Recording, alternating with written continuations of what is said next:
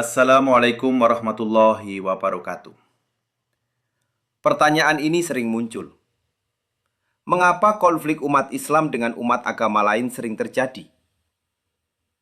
Jawabannya, tidak sesederhana karena Islam atau karena agama lain.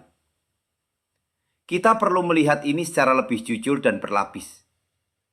Pertama, konflik seringkali bukan murni agama, tapi kepentingan. Banyak konflik yang tampak agama versus agama sebenarnya dipicu oleh politik, ekonomi, dan perebutan kekuasaan.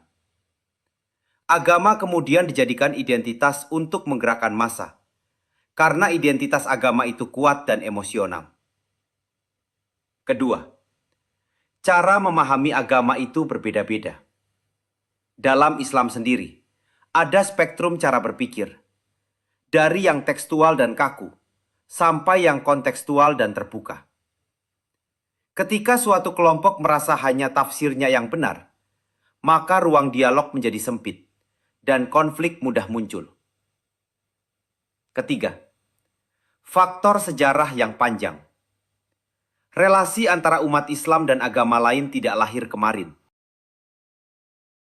Ada jejak konflik masa lalu, perang, penjajahan, trauma kolektif, yang diwariskan secara naratif dari generasi ke generasi. Akibatnya, kecurigaan itu terus hidup, bahkan tanpa pengalaman langsung. Keempat, politik identitas di era modern. Di zaman sekarang, identitas agama sering dipakai untuk kepentingan politik praktis. Isu agama mudah memobilisasi massa, sehingga sering dipanaskan untuk keuntungan tertentu. Kelima, kurangnya literasi dan dialog. Banyak orang memahami agama lain hanya dari stereotip, bukan dari sumber aslinya. Minimnya pertemuan dan dialog membuat prasangka berkembang tanpa koreksi. Lalu, apakah konflik ini tak terhindarkan? Tidak. Islam sendiri membawa prinsip rahmat, keadilan, dan hidup berdampingan. Masalahnya, pada bagaimana manusia memahaminya dan menggunakannya, bukan pada ajarannya semata.